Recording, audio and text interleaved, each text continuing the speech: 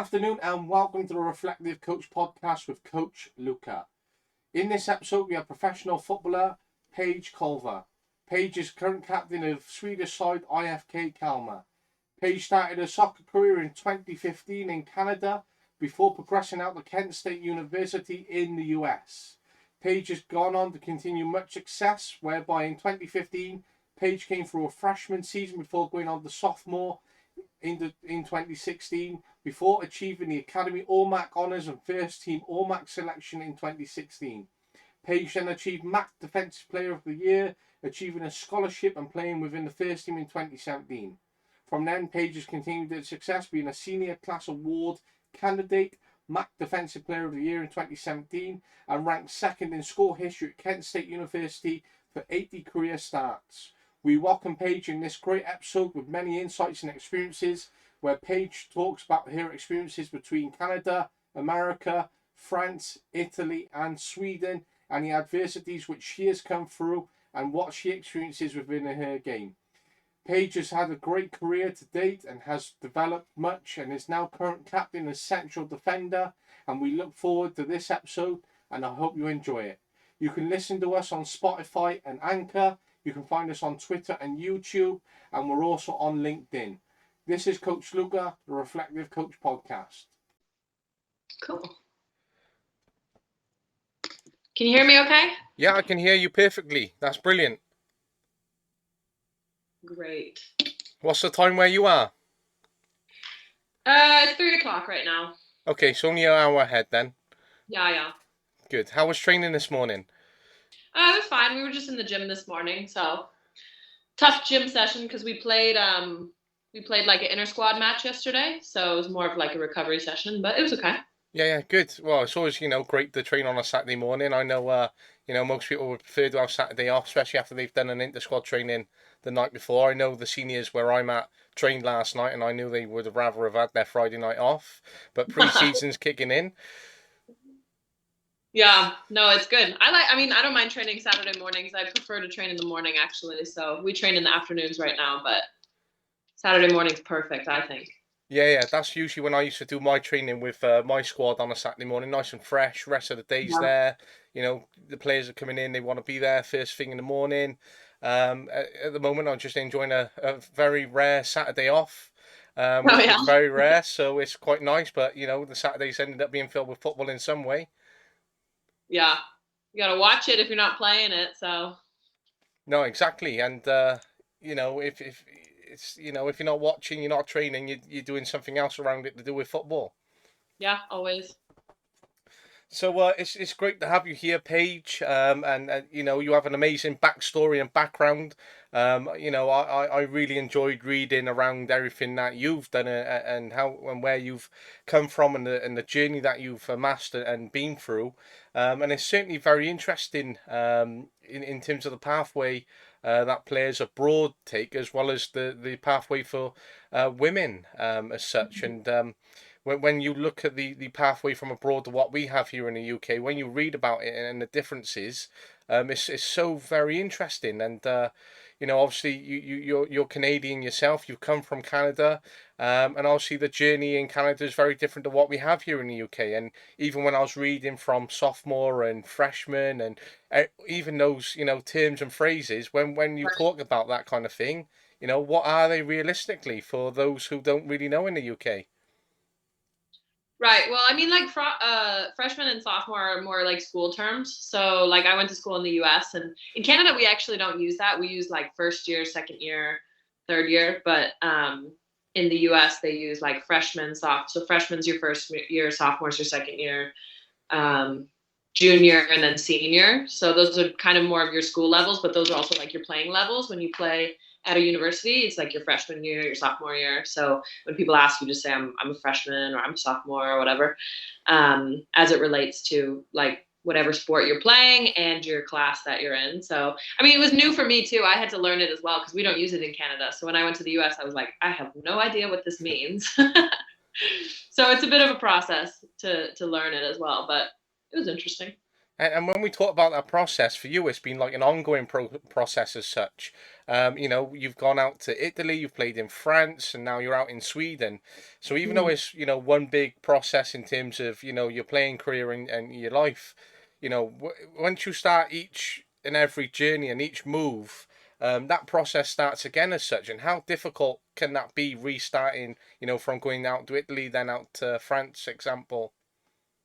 Yeah, it's really hard because every country has a different culture. They speak a different language. You have to make new friends. You have to get familiar with the city you're living in. So it can be very difficult. When I moved to Italy, no one spoke English. So that was very hard. Our coach didn't speak English. That was my first professional contract. I was also in the south of Italy. So in the north of Italy, it's a little bit more more English speakers, better education, things like that. In the south of Italy, it can be a little rough depending where you are. So that was definitely more of a shock for me, and more being able to adapt a little bit. And I speak zero Italian, so that that was hard. It was hard trying to communicate with my coach.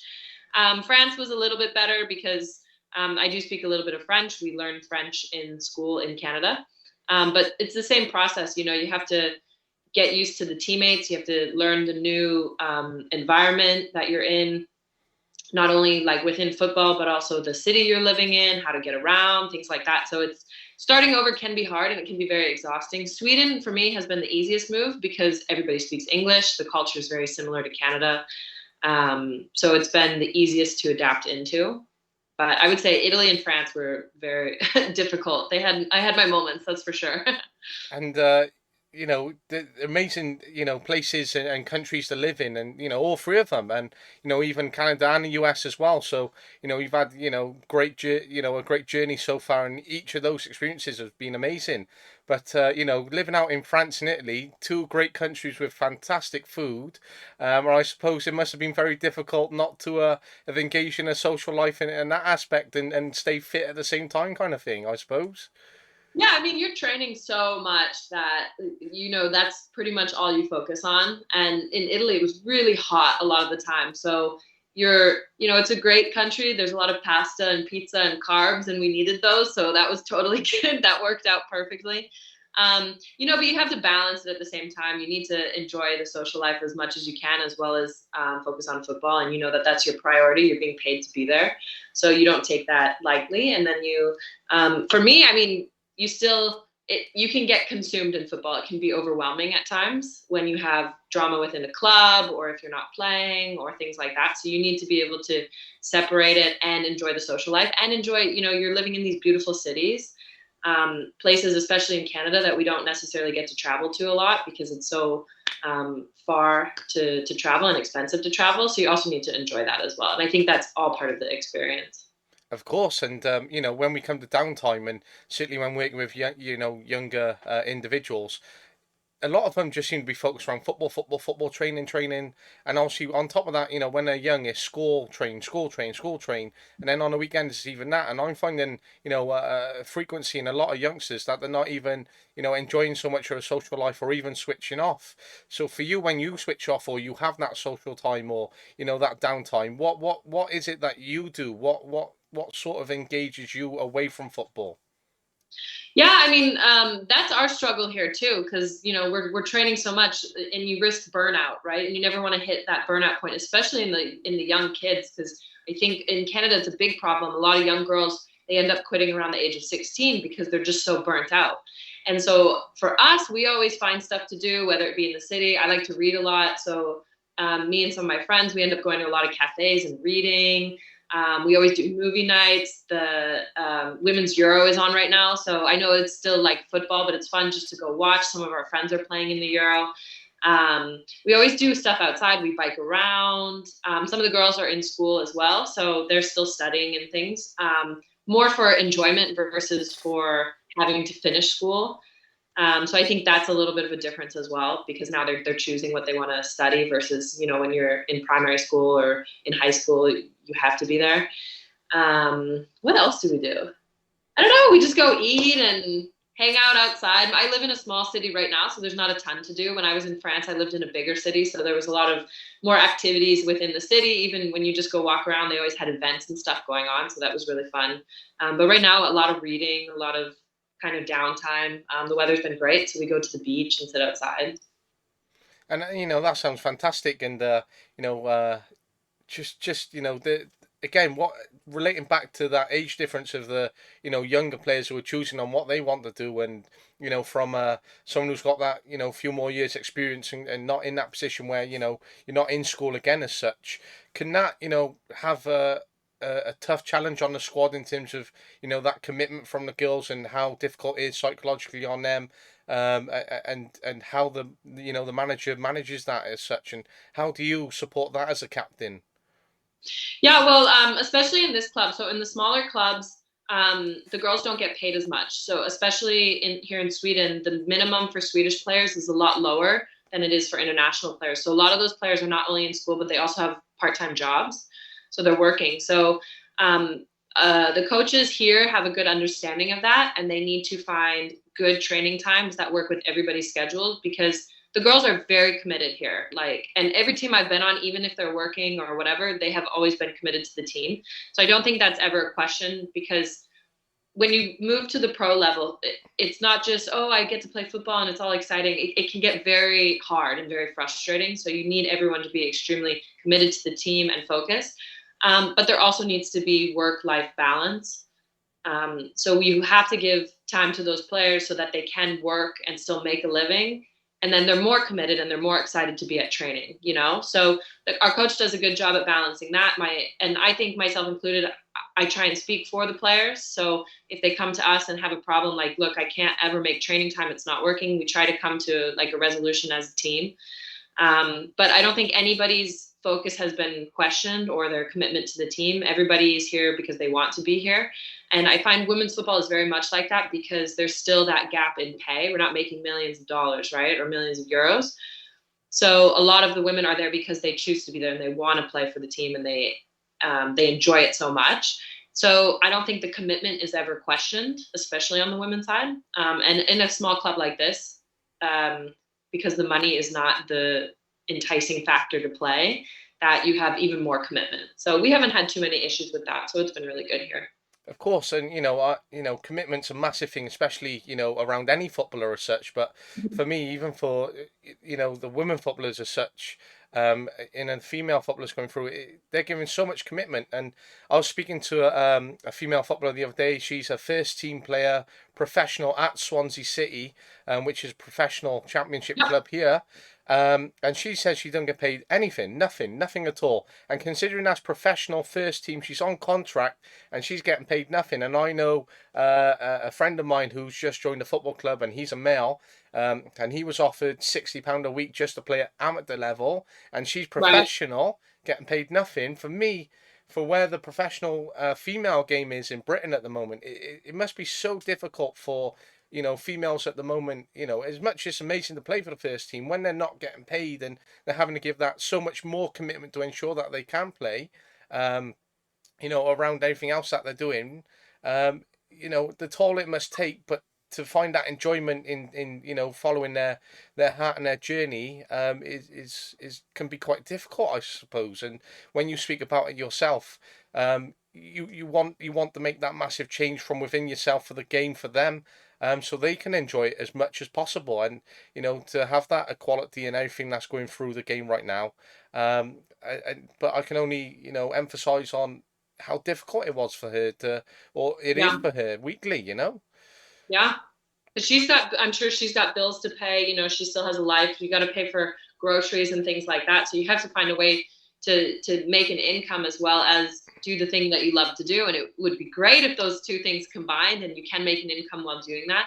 Unfortunately, for a lot of the pro women's side, that's not the case. Obviously, the clubs like Arsenal, Man City, Wolfsburg, Lyon, PSG, they're going to have the money to do those things, and those players will get paid, a reasonable amount. But some of the smaller clubs, like you're saying, Swansea City or something like that, you have players getting paid zero, and they're still out there doing, like, working their ass off, competing every single day. So it's about closing that gap a little and raising, like you said, your men's player got paid £60 a week or something, and she's getting paid nothing.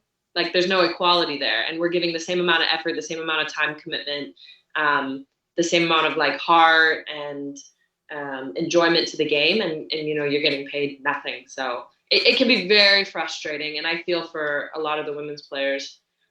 For me as a international player, when I go into a league, the country requires me to make a certain amount of money. So I know I will get paid, but for a lot of domestic players, like here in Sweden, the minimum is not livable. So they have to work to make up for that. So it's tough. It takes a whole toll on the entire squad, not just those players, because we feel for them as well.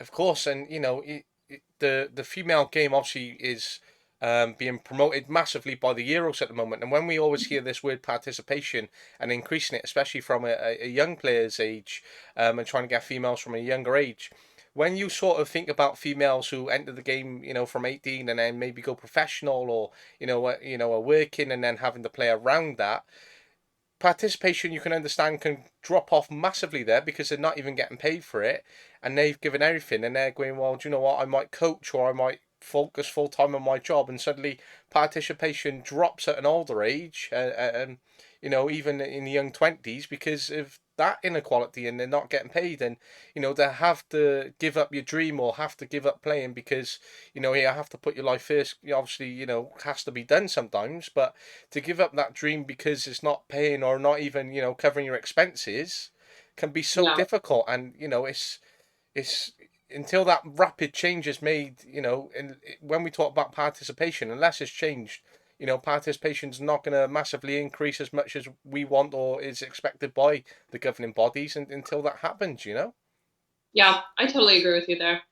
Yeah, and it's been super helpful, especially for the clubs that have a men's side affiliate, because they can have some money filter through onto the women's side. And now they're making certain laws that require the men's side to distribute money over to the women's side. And I think that's helping, but a lot of clubs don't have a men's side affiliate.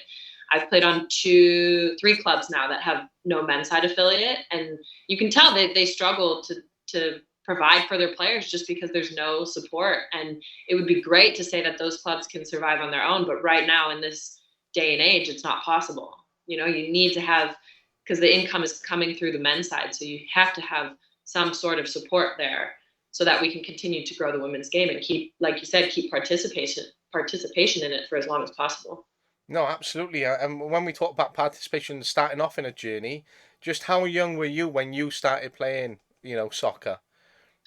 I was probably 4, maybe 4 or 5. When you can kind of start playing and it's just you follow the ball around with everybody. In Canada, we call it Timbit soccer. So I was playing Timbit soccer until it started getting a little bit more competitive, because my brother, my sister, and my dad all played. So that's kind of how we got involved in it. But I have a lot of friends who stopped playing at like 15 or 16, just because, especially in Canada, we have no professional league for the women right now. So there's no um, like, for the young girls, they can't really see a path to get there. There's no clear path to get there. So then you end up, well, like you said, I'm going to just start my life. I'm going to go to school, and Yeah, it was fun while it lasted, but I can't make a living. So of course. And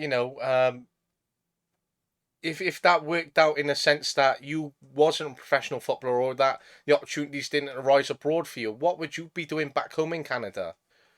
I honestly don't know. I have a finance degree. I did go to school. I think it's really important on the women's side, or for women right now, especially to go get your degree, because like we're talking about, you don't make a ton of money doing this. But I don't know what I would be doing. I knew this was something that I wanted to do. I didn't know how it was going to happen, but I knew I was going to make it happen. And that was plan A, B, and C. And then hopefully it worked out. So I mean, I'd probably be in an office somewhere. I don't have too much of an interest in coaching. I don't think that's my specialty, but I would love maybe to do some one-on-one stuff with players in more of a small setting. But yeah, I'd probably just be in an office somewhere, or yeah, who knows? I don't know. That's a funny question. I've never had that one before. No, and when you think about it, when you put in contrast that you're playing professionally, you're a captain, and you're trying to get on the recognition of the national team. You've moved abroad, you've had amazing experiences, and you're making an impact on the professional game for females out there. When you put it in context of that, all right, if I wasn't playing, I'd be in an office. Just how different someone's life could be, and all that quality which and experience that you've had could just be shuffled away into nothingness as such if it went down a different route. And when you put it in perspective like that, it's, a sad thought as such. And only so many females are going through that right now. And it's, when you think on it in that sense, it's very sad. And Yeah. it's, you shouldn't have to think as female footballers, trying to work their socks off and associate the word sad and all those kind of thoughts and Right. feelings with it. Right. But I think it's, you know what, it's getting better. We went out last night and we watched the Euros in the city center here because Sweden was playing. And it was so amazing to see all the people and families and like older generation, younger generation just out supporting like the women's team. The restaurants were full. They had like a TV out in the city and a ton of people were just sitting there watching the game. So it was really exciting. Like it's definitely growing. And I think that's a huge step forward. I think the Women's Euro has been great this summer just to kind of show that, there's fans, they're selling out stadiums, they're at some of these great stadiums in London and around England there. So it's, I don't know, it's exciting. Like, I think it's a really exciting time. I think there's a lot of steps that need to be taken, but I think it is starting to grow. You see it a lot in the NWSL as well. In America, they've got tons of fans coming to games. And so I think the interest is there. I think we need to find a way to now get the investment there as well. No, of course, absolutely. And the great buzz off the Euros is fantastic. I know I've been watching it, and I'm rooting for England as such because they're the closest nation to where I am, Yeah. and they're playing so well. And I thought they were just going to be edged out the other day by Spain, but they're a Mm-hmm. great comeback. But just the hype and that buzz off that game itself, I really enjoyed watching it, and that great story that was made by it. And if you're rooting for a team for the Euros now, is it Sweden for you? No, my family's English, so I'm voting for England as well. My family's from Manchester and Wolverhampton area-ish, so that's my second home country, I say.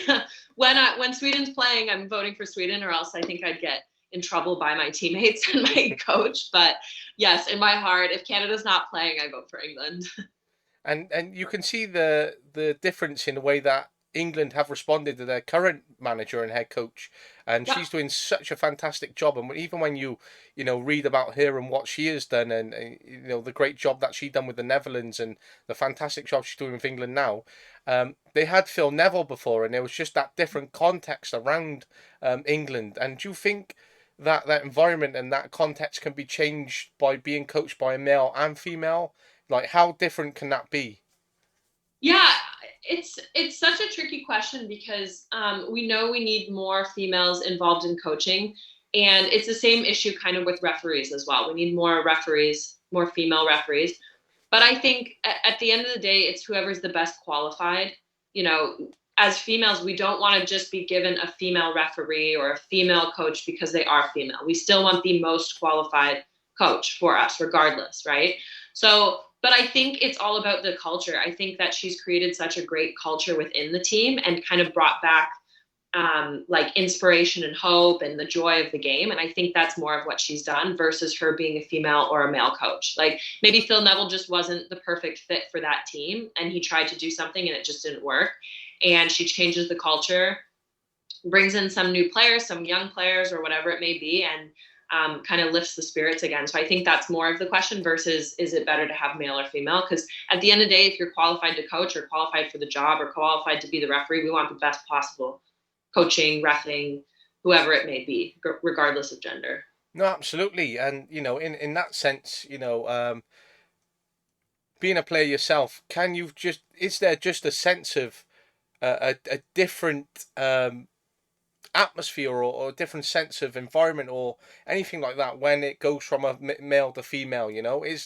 Can that sometimes I've watched a session and you can see females react differently to a male coach, because a male coach can become overpowering, and they bring that sense of I don't know, there's just something around it which is like difference in watching a female with that same group of kids and a male coaching that. Can that be a big difference when if you had a female manager and she was sacked and then a male comes in, could you feel a big sense of change as such from within? Yeah, I mean, there always needs to be a level of respect for your coach. I think as a female, you relate to a female a little bit better. So I think that's maybe where you see, especially the kids, have like the younger ones have more of a connection to a female coach than a male coach, because like you said, a male can be very overpowering or whatever it may be, but I think it's more that level of respect.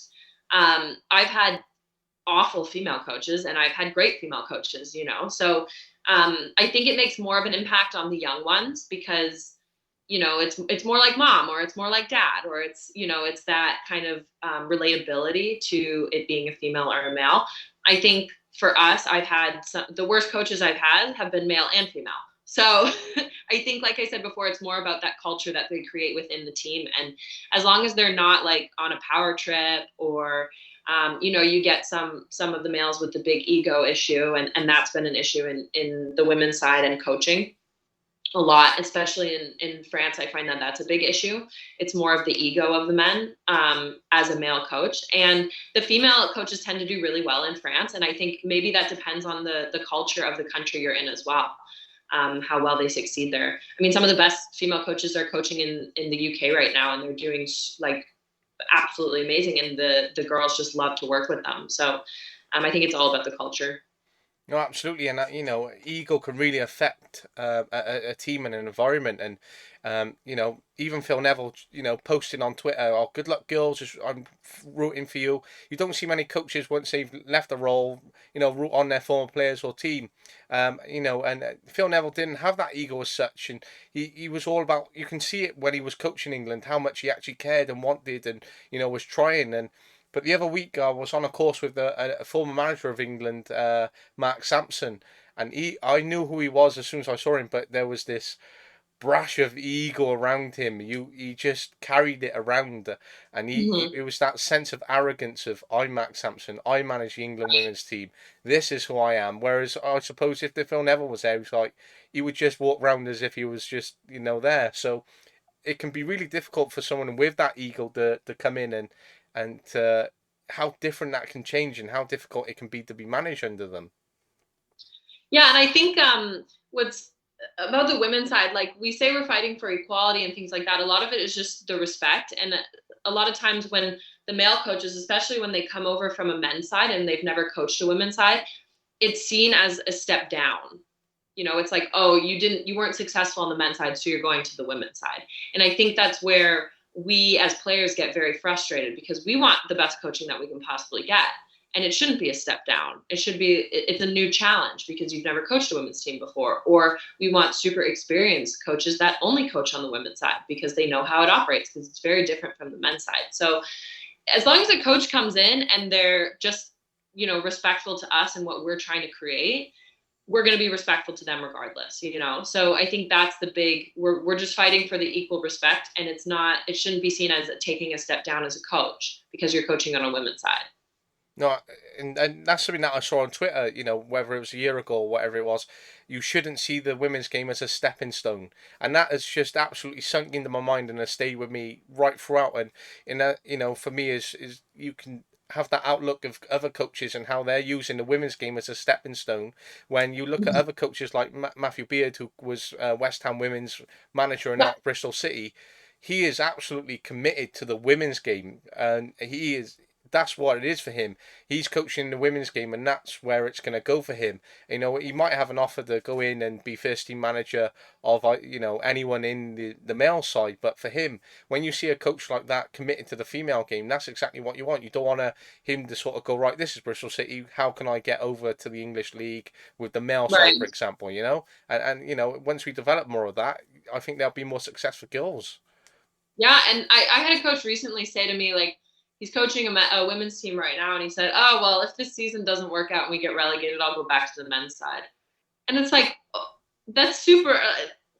Why are you not committed to the women's side? Just because this one didn't work out, why would you now go, like, because we want good coaches, and he's a decent coach. And it really made me frustrated, because I was like, are you kidding me? Like, is this just well, I tried it, it didn't work, Like, no, be committed. Be committed to helping improve the women's game, because there is a lot of bad coaching in the women's side, even at the youth level. And we need to start making that change, so that girls are used to having good coaches and they know what to look for in good coaches, so that when they either go pro or play for a university or something like that, the next step, that they can recognize, okay, this is a really good coach, and he's committed to the women's side, and he's committed to making me a better player and this club a better club and this team a better team. Not just, oh, he's here to just try it out. It's okay. No, and that's exactly what you want from coaches, and you know, it's how you develop that and certainly change that perspective. And once they realize how great girls are to coach, because I've coached girls teams, I've coached boys teams, and for me, I've enjoyed coaching girls more than I've ever coached boys, and I spent longer periods with boys teams.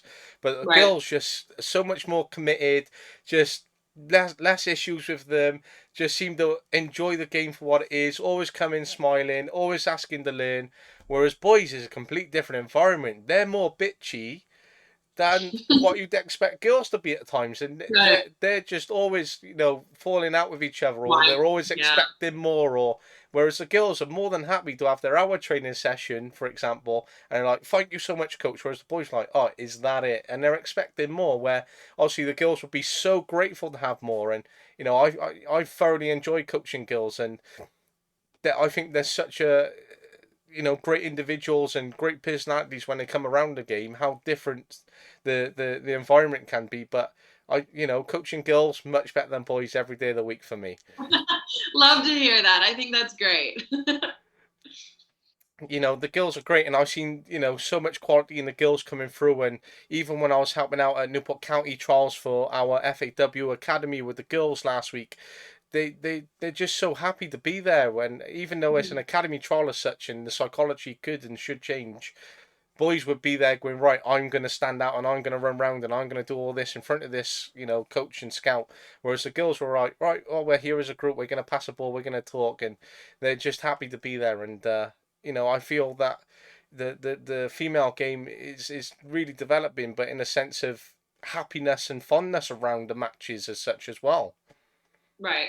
And I think at the young level, that's what it needs to be. I think, unfortunately, now, like, I see it in Canada, and I'm sure it's similar maybe around the world. It's like you were saying kind of earlier, it's like school training, school training, school training. And you're going to lose the joy in that. I think it's important to also have at a young age is other things to do, other sports you're interested in, friends to hang out with, other hobbies, so that you don't burn out, you don't lose the interest, and it's still fun, and it's still, it's like a stress reliever, and it's not stressful. Yes, do you need to train to get better? And if you love it, that's amazing. But also have other things to do so that we're not, then you don't get those girls that are miserable at training because they just trained for 2 hours at home and now they have to go to team training and they're exhausted. So yeah, I think there needs to be a good balance there as well. Uh, you know, I was reading again something on Twitter a couple of years ago, and there was one coach watching another coach a girls team, and the coach was doing handstands with the girls, and this other coach went across and said, "Why are you doing handstands? How does that affect what you're doing, or how does it fit in?" He said, "Well, the girls just love it, and it's what they're always doing when they come into training, so I've just incorporated it as part of a warm up." And when you look at the personality and even any male, female, whatnot, it's just about incorporating that funness to engage and attach them to Yeah, something that they love. And once you do, everything else where they want to give that hard work and commitment will follow. for sure. Oh yeah, and you'll get it. The girls will be committed no matter what. If you make it a little bit entertaining, a little bit fun, they'll be there. They'll be working their ass off. So boys will just whine and complain. Absolutely. I remember coaching a girls' team once, and I got some tyres out, and they had to lift up the tyres and run with the tyres, and it was quite a fun session. But when they first walked in, they were like, "Oh, tyres! This is going to be like a heavy weights lifting session." And once they come away from it, they were absolutely buzzing, and it was something that they've never done before. And they were just. When they were picking up, they're having so much fun. It was just great to see, and I remember doing an hour with them, going, "Wow, what a great hour that was with them." Right, right. Yeah, that's good. That's good to hear. I like that. Hopefully, it's like that for other coaches as well, and they see that and can incorporate some more fun things into training. No, Keep when you absolutely. keep girls engaged. I think that's important. No, absolutely. And sometimes I see coaches coaching next door to me when we're on 3G, and they're setting up, ladders, and there's hundreds of cones everywhere, and they're doing running for half hour as part of their warm up. I was like, right, my team are straight into an SSG, and they're having fun, and they're learning more in this and getting fitter than what you're doing over there with, with what you're doing with your static stretching, etc. And Right, right. but and it's that fun which has come about, and that's exactly what the same is for your career. But on the flip side of fun, again, you said stress, and those things do crop up naturally, especially when you get older as an adult, unfortunately, and especially in the professional game. But when the opportunity came to go to Italy, was that something that you sort of approached and found out, or was that something that came your way? I knew I wanted to go play professionally, and I knew it would be very difficult being a North American, being a Canadian, because I don't have a European passport, and a lot of teams don't have a lot of international spots, right? So, um, Italy, I had a couple offers. So first, I went about getting an agent because I had no idea what I was doing. So found a really good agent who I'm still with, who I think is great. Um, and he found a couple offers, and Italy Serie A for me, I felt was like a good step because I had never played over in Europe before. I had just played in Canada and in the US. So that's how that came about. I knew I just needed to get my foot in the door and get over to Europe so that I can continue to hopefully find better clubs and better leagues after that. Unfortunately, it was a COVID year, so we didn't get a full season in. We played until about March, but for me, I think it was still a great first step. And then after that, we were able to find better opportunities in France and now Sweden. And how difficult was it for you to, if any difficulty, for you to leave your family in Canada and to go and make that move? Yeah, I mean, it's difficult. I'm really close with my family. Before I went to Italy, I had been living in the US for 4 years doing school there. So I think that made it a little bit of an easier transition because I was already away from home for a little bit. I was closer. I was only about 4 or 5 hours away from home. So it's a little easier when you can drive home.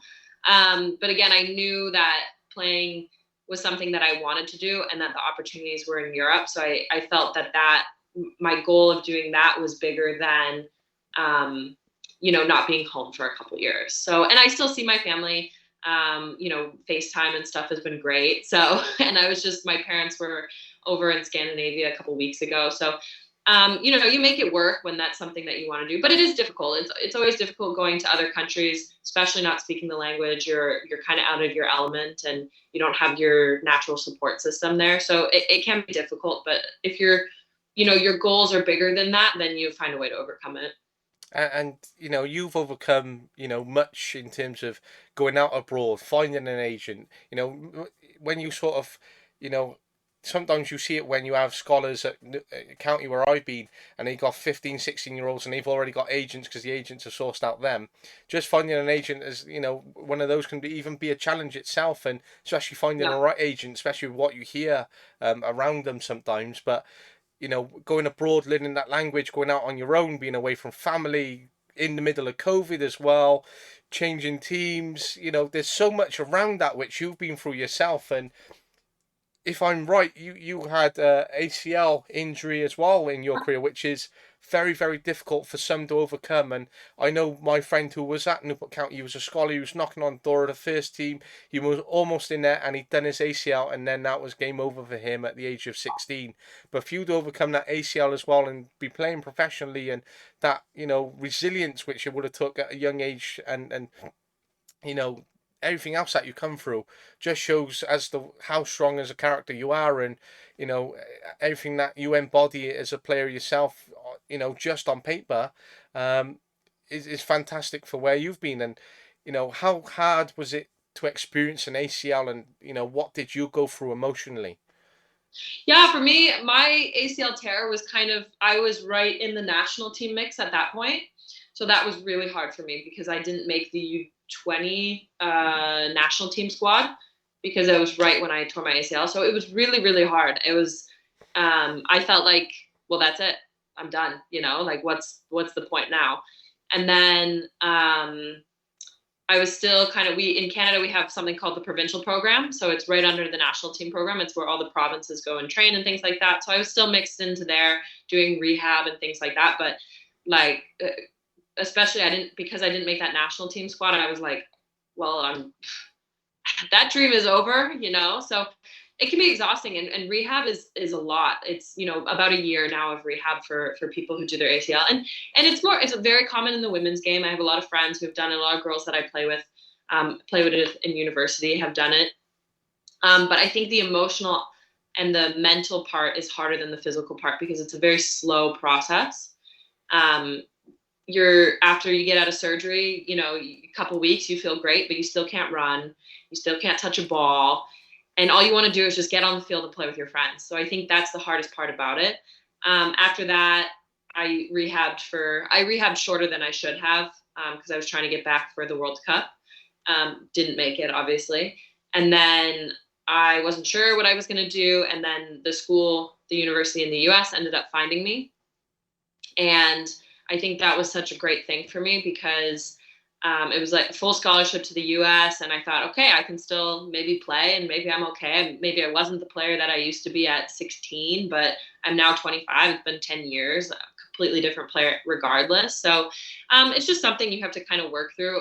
I think everything happens for a reason, and the paths we take happen for a reason. So maybe I was not meant to play for the national team at that point, and I needed to do something else and create a new path. And so I think it's led me to great, amazing opportunities, and I'm very thankful for it. So, yeah, like I said, it happened when I was 15 or 16. So quite a few years ago, and you just kind of move on. I'm sure things have changed in terms of rehab and stuff now. So maybe players are coming out even better than they were. And I think that's amazing. And it's definitely an injury that you can play through, and come back and be better than you were before.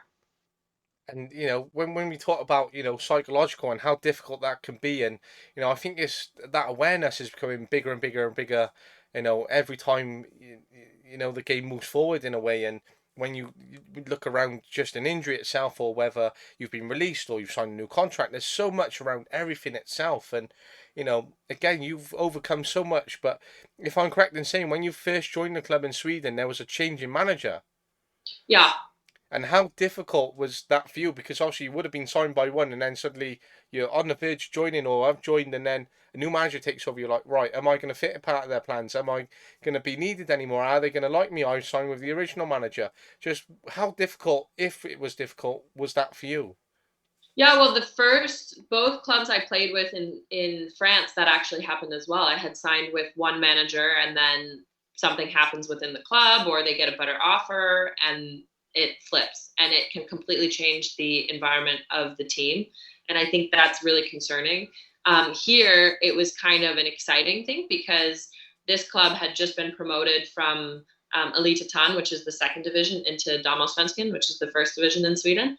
And so it was a completely real rebuild altogether. So it wasn't like you're coming into a team and everybody has their roles and then you have to try and figure it out. It was completely new. So here it was kind of a good thing, and it was very exciting for me. And I really thought, or I enjoyed this new coach's direction that he wanted to take the club and the team. And then when I was in France, though, the coach that I had signed with on my first and my second club when I played in France was not the coach that ended up finishing the season with us, and completely changed the environment. Not necessarily in the best way, but that's kind of something you have to cope with, because normally the first thing to go are managers.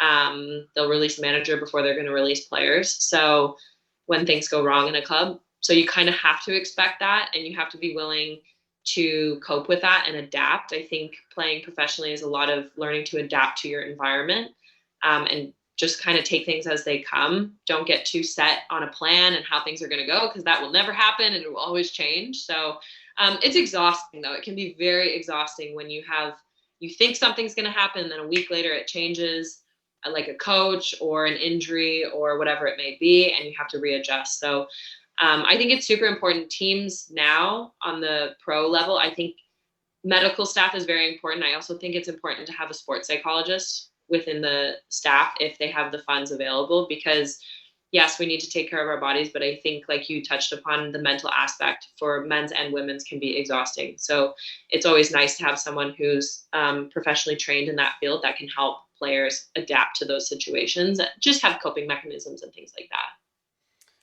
And again, for what everything that you've done and that you embody is been fantastic. And it's been great to have those insights. And when we talk about psychologically, when we talk about the physical side of you now, and have that flip coin, you are a defender by nature. Yes. Even even when you do some reading and some background research into the female game, and you take a player like yourself, there there's only so much data available, and sometimes it's so different in terms of what's out there because again your age fluctuates on different websites as well. Oh, I know. Some websites I'm 28, some websites I'm 32. I have no idea how old I am anymore. Uh, but you are 25, yes? Yes, I am 25. Yeah. So good because they're all selling you off as older. Yeah. But you when you started out playing, did you start as a defender? No, I was a striker actually. I was a nine. And then I got called into like a pre national team camp. And the first day of training, the coach put me as a center back and he said, "We want you to play like Rio Ferdinand." And so that was my goal the rest of the time. And I went home and I cried because I was like, I'm never going to make the national team. I'm not a center back. I don't know what I'm doing. I'm used to being up front scoring goals. And I've played as a center back ever since. I pop into the midfield every now and then. I play as a six sometimes, but yeah, I'm naturally now more of a center back, I guess. So I guess it worked out for me in my career, but for some people, it doesn't always work like that. So it can be very scary when you have to change positions because a coach tells you to. So Yeah, and, I'm a coach myself, and I've coached professional academy players. And when you sort of take over a new squad, even when I've taken over an under-19 squad now, and I'm speaking to the original coach who had the team, he's like, oh, I played so and so here and so and so, and then I'm thinking, well, I might actually play him here, here, and here. right. And when I grew up playing with my best mate who was at Newport County, he was a striker for us, and he was scoring for fun, and he was such an attacking player, and he's quick on the wing as such. But now he's playing this afternoon. He's playing at wing back, and he's started to be pushed more towards centre back. And when you think of how quick, and when he applies all those attributes of quickness, speed, he's got skill. He's fast on the ball. He can beat players in 1-on-1. And then when he goes to centre back, which he can do, he goes from being that attacking player full of flair to someone who's quite limited at the back, doing Right. his job. And when I spoke to him about it, I said, you sort of lose all those attributes when you go to centre back. You see two different contrasts of players, but overall, you got this great adaptability and ability to change into those positions, which makes you versatile. But can it frustrate you from going from that attacking player to someone at the back who's got to do that job? Yeah, I think that's quite a drastic change going from like a nine to a four or something like that. But because as a center back, like you said, it's quite restrictive. You don't have a lot of freedom to go forward or try things new. It's very structural. It's very positional, and that's sometimes where I get frustrated in that role because I do. That's why I like to pop in the midfield every now and then because you get a little bit more freedom and stuff like that. But I think it's important, especially for the younger age groups, and even for professionals to try different positions because every coach sees you a little bit differently, right? You might naturally be a center back, but maybe you're a really good holding midfielder or a really good winger or something like that. And I think it's important to use those attributes in other positions and not lose them. Like you were saying, your friend kind of loses his flair and things like that. I think it's important to focus on, okay, I am really good at this and I'm really good at that. And I need to try and incorporate that into the position that the coach sees me in. Because like I said, every coach will see you as kind of a different player. And like you said, you even yourself have moved players around and things like that. So as long as you don't lose your abilities, but for me, I found it kind of frustrating because being a center back, yes, it's a hard job, but a lot of it is structural and you have to stay in position and you have to help other players stay in position. So you don't get a lot of opportunity to be the hero of the game and score the nice goals and do the funny tricks and things like that. So it's less of a glory position and more of a help everybody else get the glory. So that's the role that I've taken on, and that's okay for me. It's helped me in my career. But I can understand how that can be extremely frustrating for a lot of players. Yeah, and you can only emphasize with them and try to again understand that psychological, change in what you're even asking them to do. Just by saying, "Can you play there?" can absolutely throw them off, even without having that, say a 6 week focus on playing in that position before they start playing there, or you're edging them in and out over that time frame. But when I was doing some research and background, it was Kent State University that you went to, and Mhm. when I was looking on the stats, obviously you played 80 games, which has led to you having a record there. But it also said you scored 79 goals in 80 games. I was like, whoa, that's pretty impressive. Did it really say that? I don't think that's true. No, it's on the website. It's got games played, GP 80, and then GS next to it, goals scored, and then 79 next to it. I was like, that's a pretty good overall turn. You know, if I this did was score definitely a some defender, goals. I don't know if it was 79 though. That's a lot. I was gonna say, because if you're a defender, you know, you must be worth, you know, 50 million pounds. Right. Yeah. Well, apparently my age is wrong. I wouldn't be surprised if that stat is wrong. So I scored a couple goals in my career there, but that's a lot. That's more than our strikers scored. So no, I played as a center back at Kent State for most of my career. I popped in the midfield every now and then, but nothing. I was not a nine there. No. And when it comes around to that data and information, how many, you know, professional games have you played in your career? Ooh, I don't know. Because I've had three professional seasons. Because the Swedish season's kind of strange because the season is almost backwards. So I played in Italy, not quite a full season because we had COVID, and then I played a full season at Swio, and then I played a half a season at Bordeaux, and now it'll be a full season here in Sweden. But there hasn't been a break because it kind of switches. But I don't know how many. I need to look that up, or maybe I should count them so that and I can put the right information on the internet. But yeah, I don't know how many professional games I've played. I don't know if you found that information or not. No, I found it really difficult. There was only like little snippets of, you know, from your time at Sweden, and then odd game here in France. You know, if we're going off any data to play by, I think you would have played like less than 20 professional games over that period of time. Yeah. No, well, in my first season, I would have played more than 20 games. So, yeah, it's not, yeah, I don't know. I don't know. It's a little, but it's funny that you mentioned that because it's so funny. Because I remember seeing that my birth year is wrong on a lot of stuff that you find online. And I mean, I'm like, ugh, whatever. It is what it is. But if people are trying to do research on you and can't find the proper information, it can be frustrating. And I think it's like that for a lot of players. But the men's players, you would never have that issue. You'll always find the correct information. Yeah, like you just type in you know a random, you know, male footballer, and bang, a Wikipedia page comes up straight away, and Yeah. there's all this, and you know.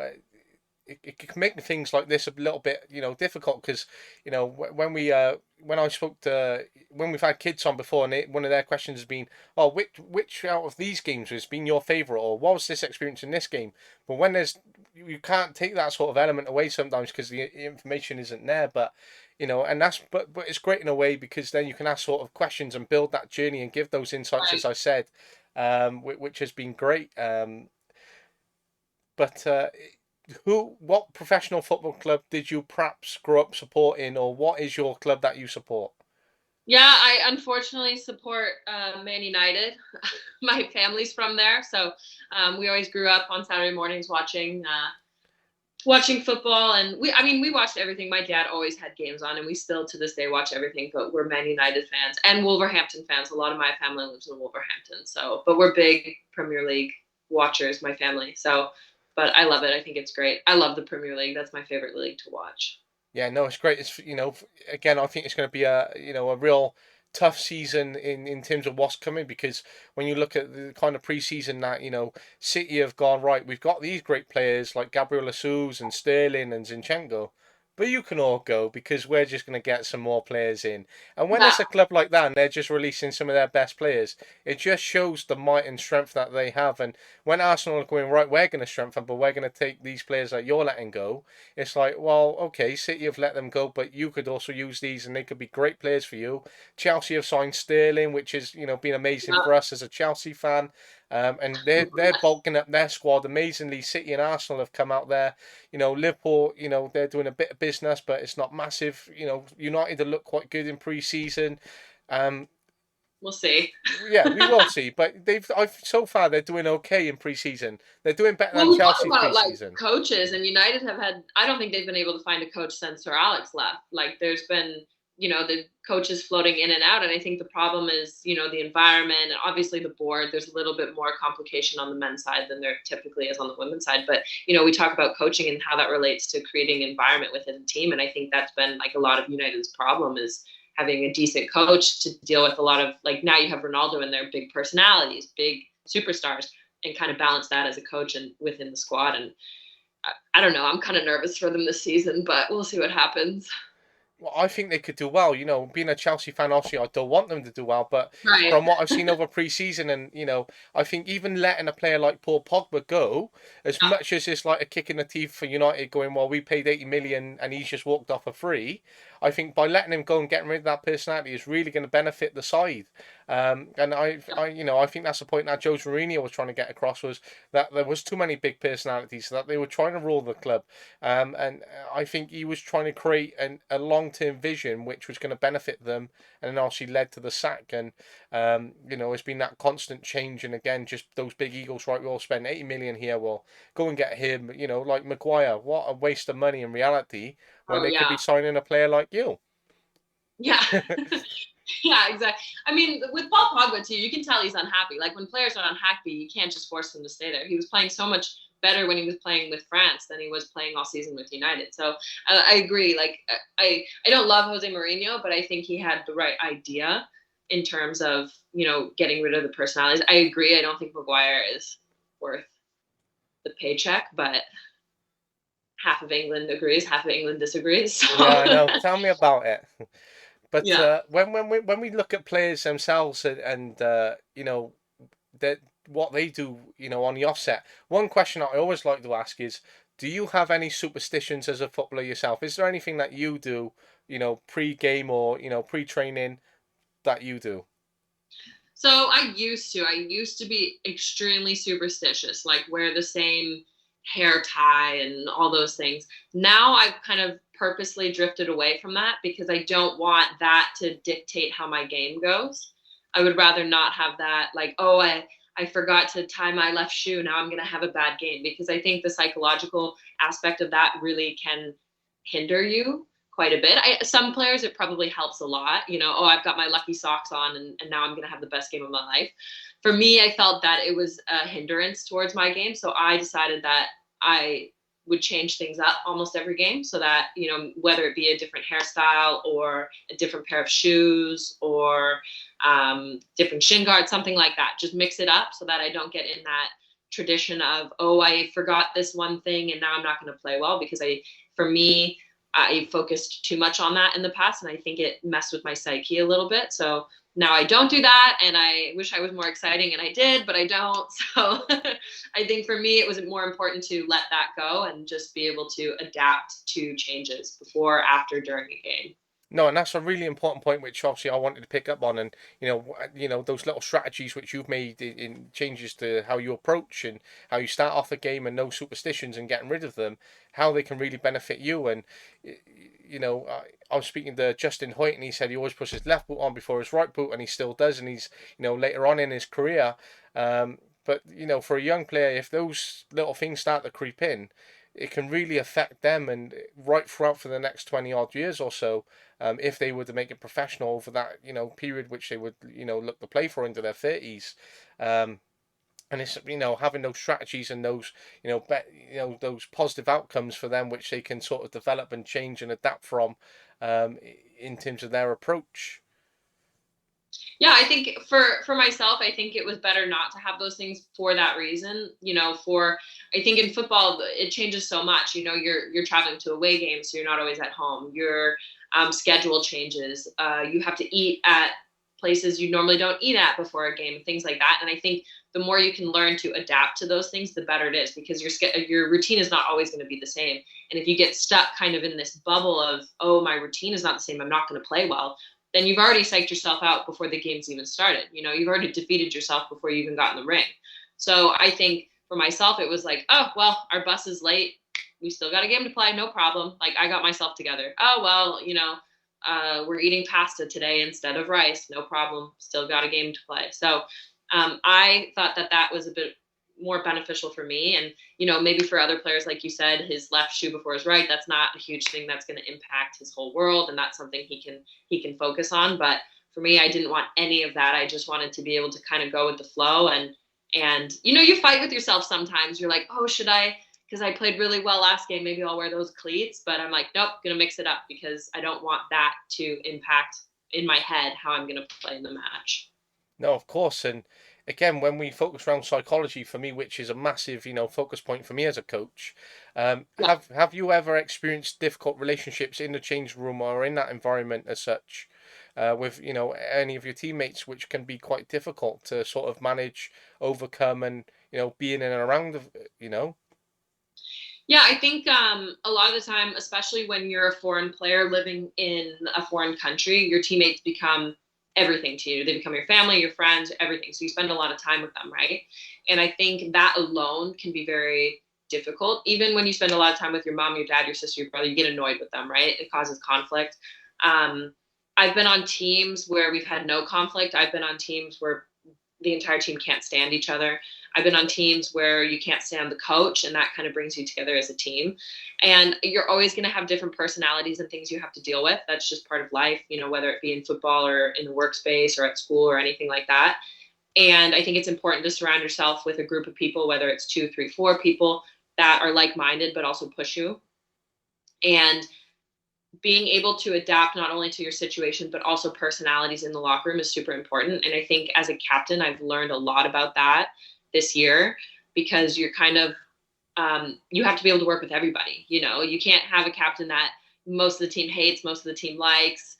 It just causes even more conflict. So I think it's about listening to people. Everybody comes from a different place, and you have to respect that and understand that, and also, and at the end of the day, choose what's best for the team. I also think, you bond when you all hate the same person. So if that's the case and everybody hates the coach, then you might have a tighter group, because you have this one person that can now be the enemy, and you have to work together even more. So in terms of like psychology, it's again adapting to situations and not taking anything personally.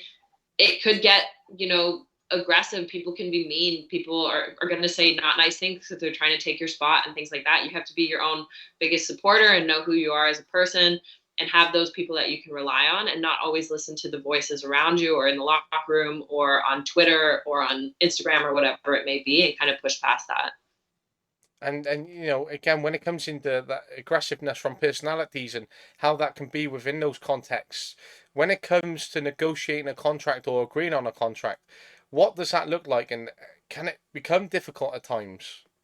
Yeah, it can be really difficult. I think that's why it's important to get a really good agent that you trust, because they're the one who has your back. They're the one fighting for your rights and things like that. Clubs can be awful. Clubs are going to try and get you for as little money as possible, as little awful living conditions. When I was in Italy, I lived in a basement in a house with 12 girls with no window and no door. So there's all these things that you need to have someone on your side who's going to help fight and negotiate for you. Um, I think in the women's side, we're a little bit too nice about it, because we want to go play. We just want to go play. And there's not a lot of money in a lot of these smaller clubs right now. So we're willing to take the bare minimum to be able to go play somewhere. And I think that needs to change. And I think it has to come from the players no longer accepting that. And clubs also understanding and respecting us as people and as players to give us, or to try to give us, the best possible conditions. So it can get nasty, and it can take a very long time to negotiate a contract. It can also happen in 2 days, and you're signed with a club moving to France or wherever it may be. So um, I think it's super important, like I said, to have an agent that really supports you and is going to fight for your rights as a player, whether that be healthcare or good payment or good living conditions, whatever you decide are your bare minimums. Yeah, yeah, of course. And when we look at a game, and perhaps for example, you're playing tomorrow at 3 o'clock. We watch you for an hour and a half. We've enjoyed the performance that you've gave. We've enjoyed the game, and then we go home and live our lives. And but then say you were back in Italy, and then you would have gone home to your basement full of 12 girls. People don't see that around what that game was, and they just take it at face value.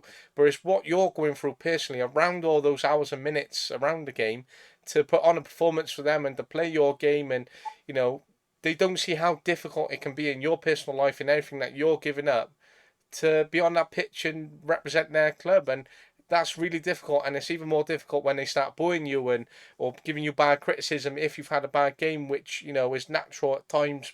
We're not going to play perfectly or to the best every Right. game, but they don't see that difficulty of living in a basement, and to go through that, and to give up the luxuries of life in a way of going, right, I could be back at home with my family, not have this stress, to living in a Right. basement. It just shows that, again, that experience that you've gone through to get to where you are. And if there's a role model, the females, for me, you're definitely one of them, just speaking to you. And we need to get you out there more and put you on a big billboards and stuff. But people don't see that, and it makes me so sad, though, those harsh realities which people go through, and others Yeah, don't I see it. think I think on the women's side, I think we put up with a lot more, kind of like I said, because there's not a lot of money, and that's okay. And there's not a lot of really good like sporting directors and stuff on the women's side that are really fighting to give you the best conditions possible. I think we do at this club. They try their best, and it's been pretty good. But that's why it really frustrates me. I'll watch a game on like YouTube or something, and the comment section is all people commenting, oh, she looks ugly in this, and their uniforms are too small, and this and that. And in reality, has nothing to do with football. And like you said, you have no idea what's going on behind the scenes. So if you're going to criticize me as a player, at least criticize me about football. Don't criticize me about my jersey being too big, or my hair is ugly, or I don't look like a football player. Because a lot on the women's side, that's a lot of the criticism that you get. It's not actually about football. So you have no idea what now we're dealing with, or on the men's side too. I think they live in a little bit more luxury than we do, which is okay. But I in Italy, I'm living in a basement with 12 girls, and then I have to go play, which is great, and we're going to be professionals and do our best.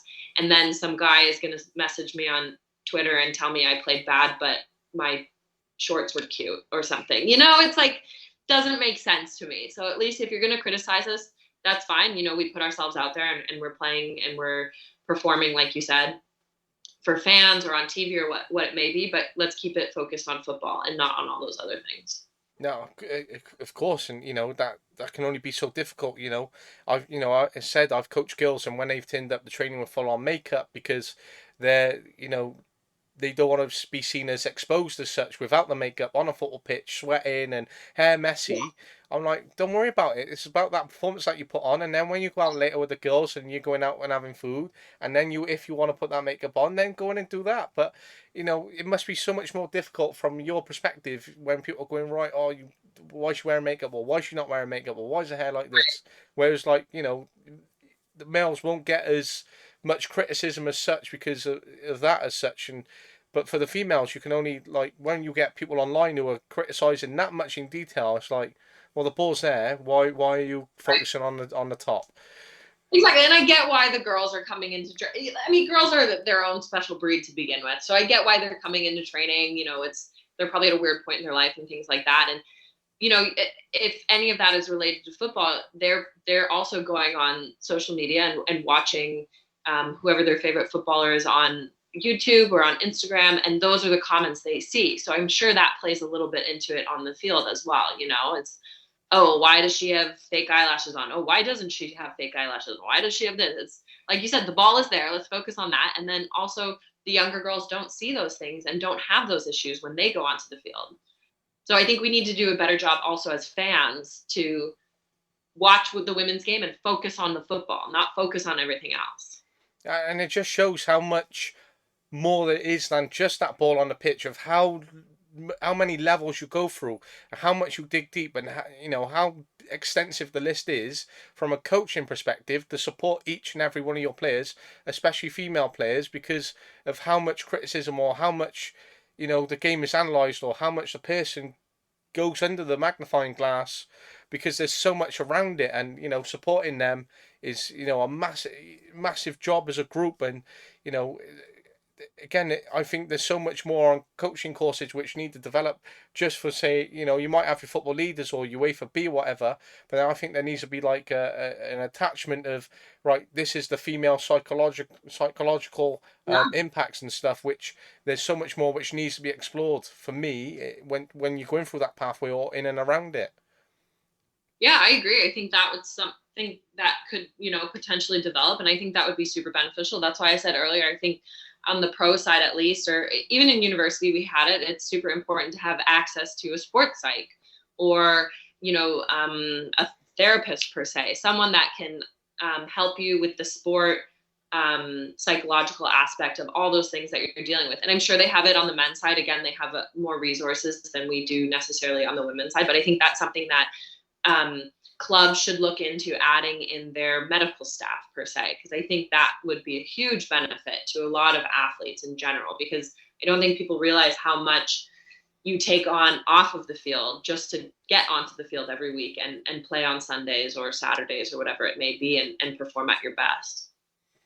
And when you look at a scope of a career, and say you were settled on, again, back to psychology in a sense of around the female game as such, say you were given a nice 4-year contract where you are now, and you knew you were settled for the next 4 years at least, and being 25, and at the end of that contract you'd be 29, and the opportunity arose where you may have had a partner or whatever's going on in your personal life in terms of female, which obviously is different from males, would you have like a child at 26, 27 in the middle of that contract, knowing that you got that bit of scope, or would you wait for after your career to finish or beyond, for example? How would you sort of approach that?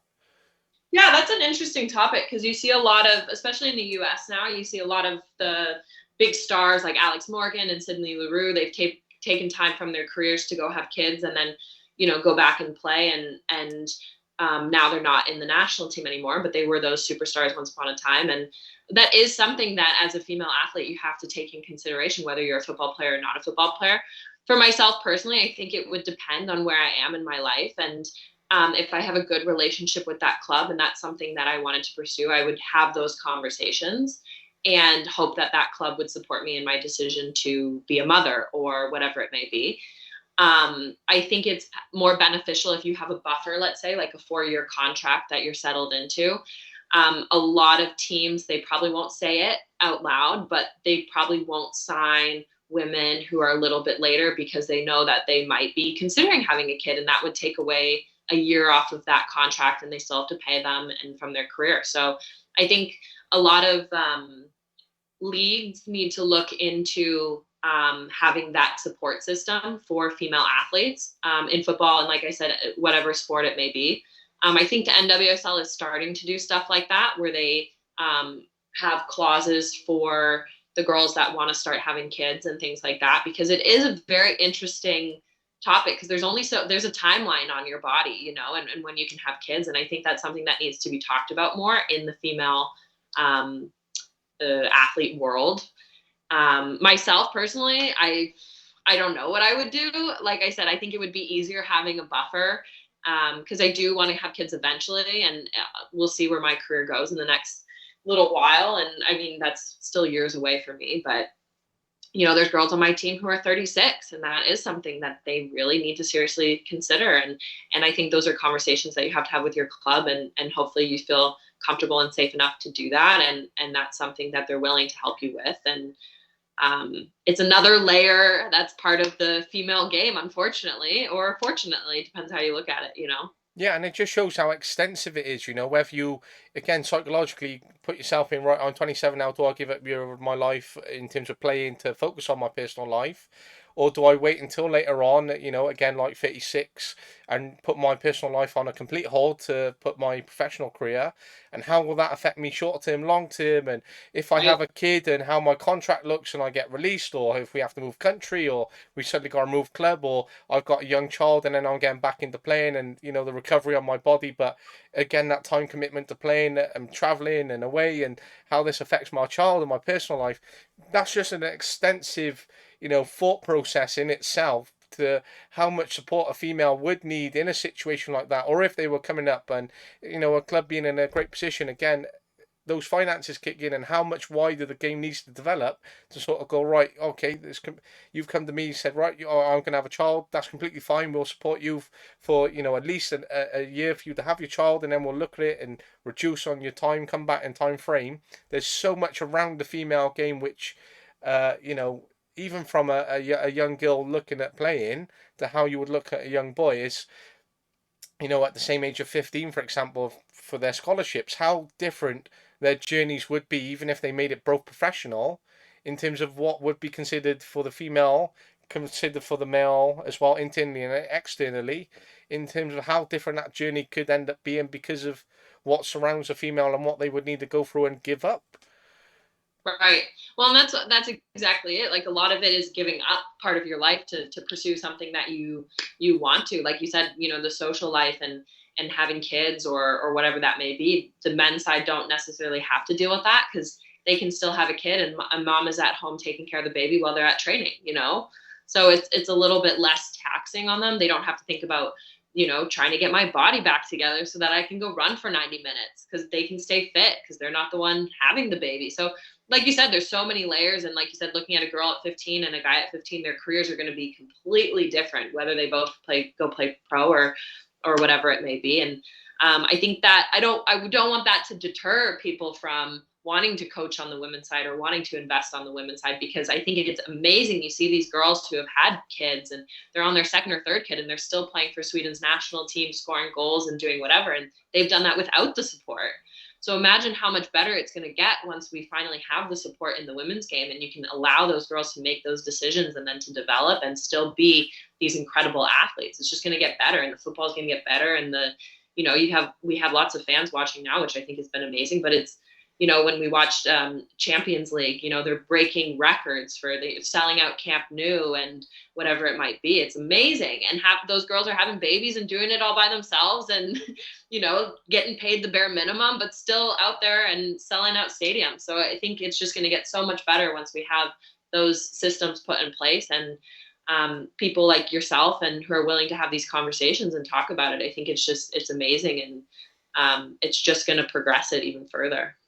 And again, it just shows that resilience over a time frame for a woman or female just within, the game of if when they make a professional, say 18, and they play to 30 over a 12-year span and everything that they would have gone through, if they had a child in that time frame as well, how much commitment to themselves as an individual that they would have had to have committed to both their personal life and professional life over that 12-year span.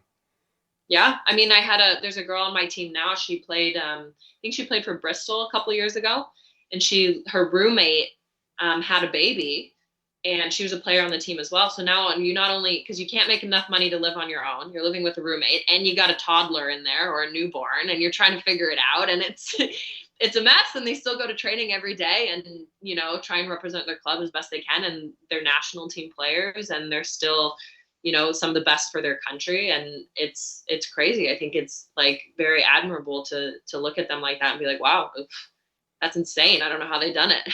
Yeah, absolutely, and it's that face value of everything that you wouldn't see behind the mask or behind that player themselves, which they're going through so much. And again, it just shows how much the females are taking on and how amazing it is for from the outside to look in of how much they've achieved and what they're going through and being like, wow, their personality is this and they've got these attributes and they can offer this and that, but we don't, and then other people don't see it. But again, you're a real testament to the female game. You're all a testament to each other, and I think the game's going in a real good direction. And there's so much more which needs to be developed and have that scope. And but it's just so fascinating in female game, and the excitement around how you can support each and every player.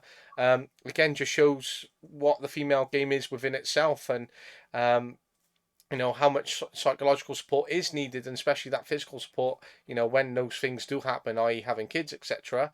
But it's again a testament to yourself, and you've been on an amazing journey. It's been well exciting, and I'm wishing you the best of things to come, and you're doing great things right now, and you're doing great things. It's been a great hour or so to talk to you, and just what really lucky to have you, and I wish you the best of luck in the what's to come.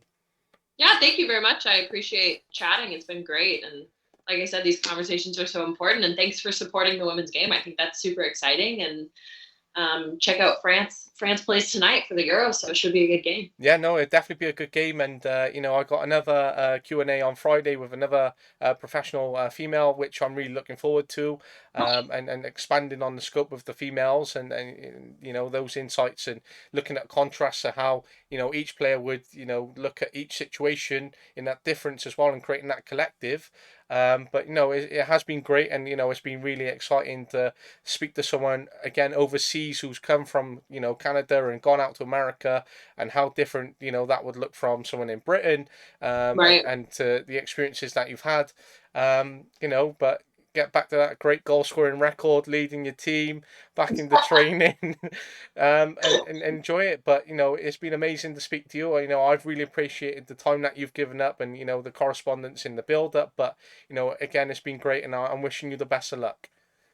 Thank you very much. Enjoy your chat on Friday. That'll be exciting as well. No, definitely. No, but that's been great, and we'll definitely catch up soon.